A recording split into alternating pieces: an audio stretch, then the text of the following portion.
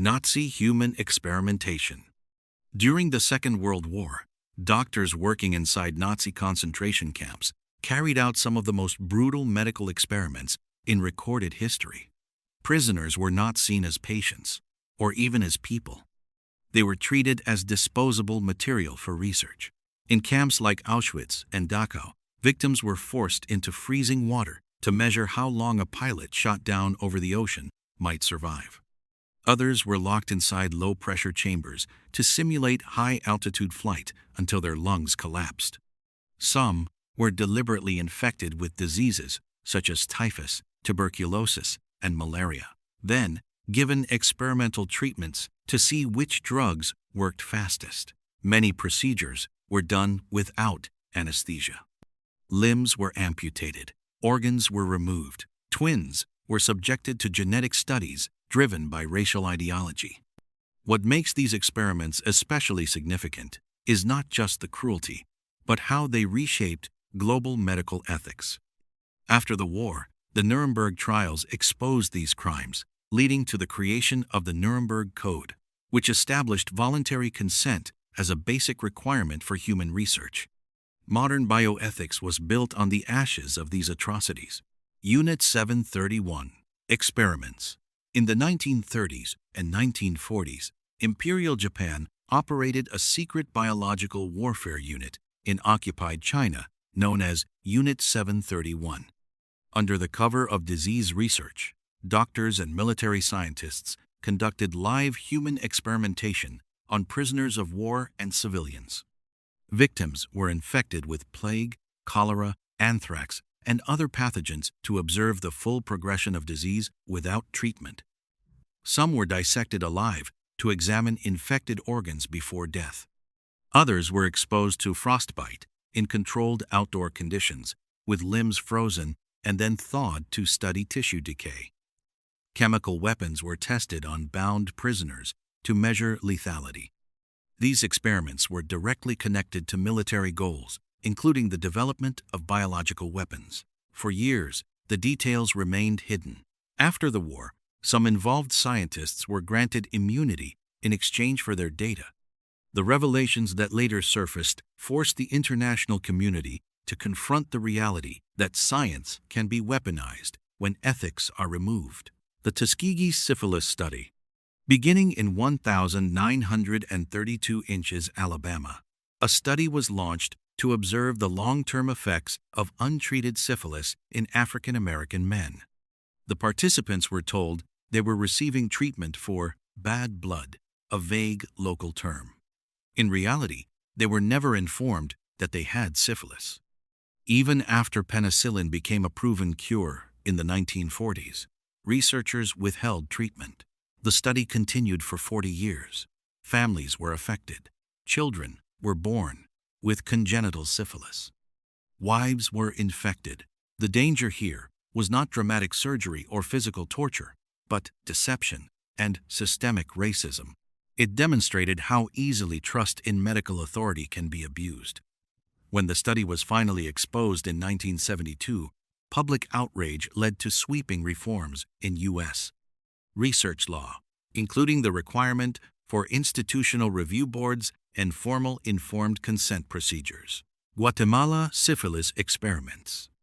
In the 1940s, U.S.-backed researchers conducted secret experiments in Guatemala in which prisoners, psychiatric patients, and soldiers were deliberately infected with syphilis and other sexually transmitted diseases.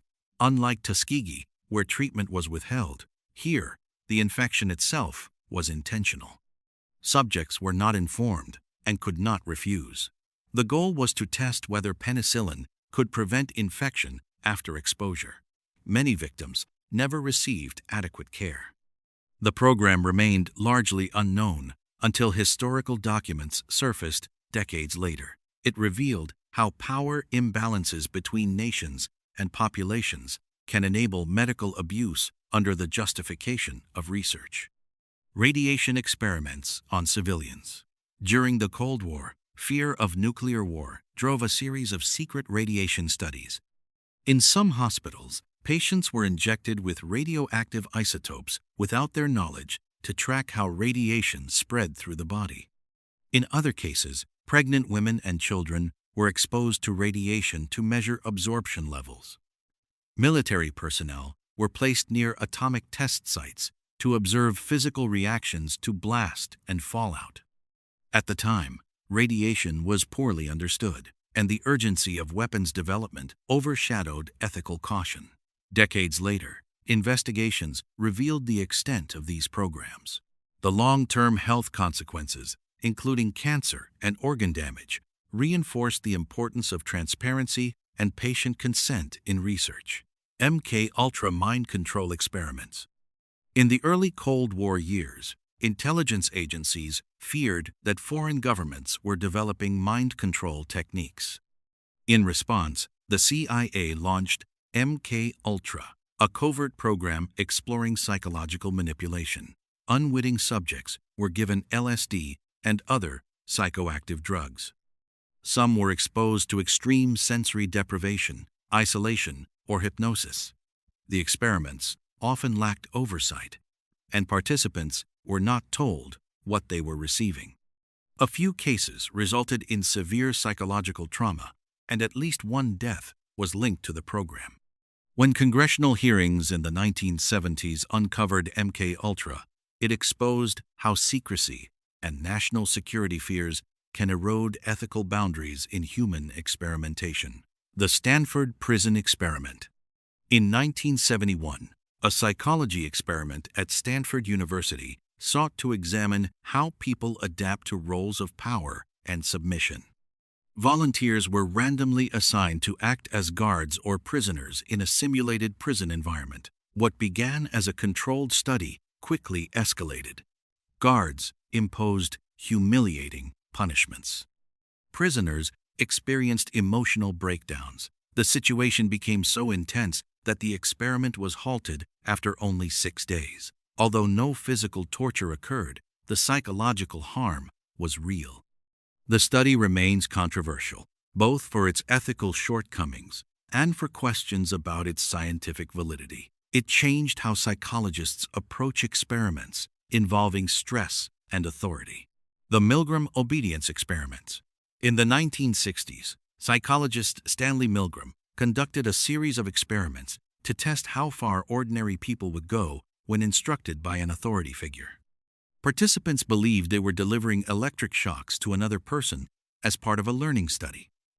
In reality, the shocks were fake, but the participants did not know that. Many continued administering what they believed were painful, even deadly shocks, simply because they were told to do so. The emotional distress experienced by participants was significant. These experiments revealed uncomfortable truths about obedience and authority, but they also raised serious concerns about deception and psychological harm in research. Human radiation plutonium injections. In the 1940s, several hospital patients in the United States were injected with plutonium without informed consent.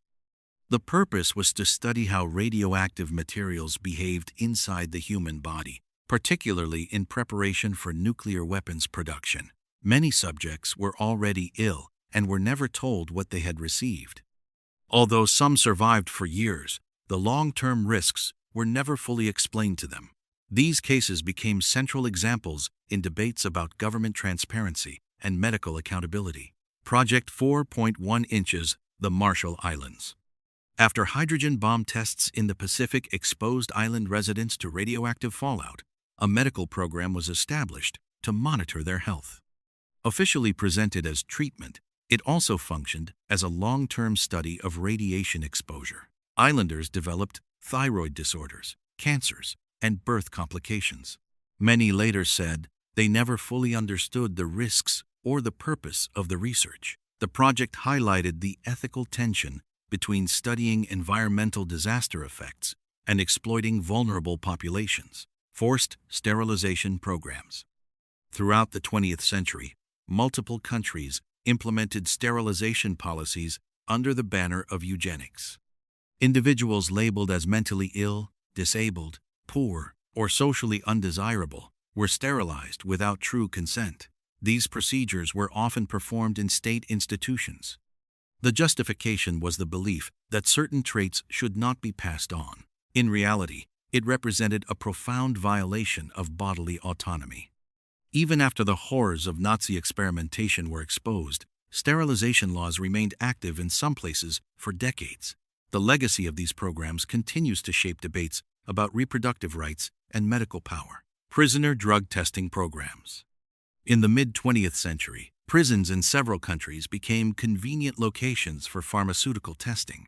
Inmates were offered small payments or reduced sentences in exchange for participating in drug trials.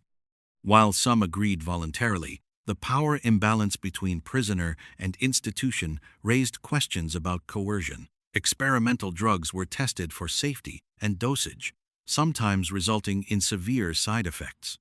Over time, stricter regulations were introduced to prevent exploitation of incarcerated populations. Early vaccine challenge trials without safeguards. Before modern ethical standards, some researchers deliberately exposed volunteers to infectious diseases to test vaccines without the protective frameworks we expect today. Quarantine procedures were inconsistent. Long-term follow-up was limited. While some trials advanced medicine significantly, others placed participants at extreme risk. These early challenge trials forced regulators to define clear risk thresholds and ensure that participants fully understood the dangers involved. Psychosurgery experiments. In the mid-20th century, procedures such as lobotomies were used to treat mental illness. Surgeons severed connections in the brain's frontal lobe in hopes of reducing symptoms like aggression or depression. In some cases, patients or families did not fully understand the consequences. While a small number showed temporary improvement, many were left permanently impaired. The popularity of psychosurgery faded as medications improved, but it remains a reminder of how quickly invasive treatments can spread without sufficient long-term evidence.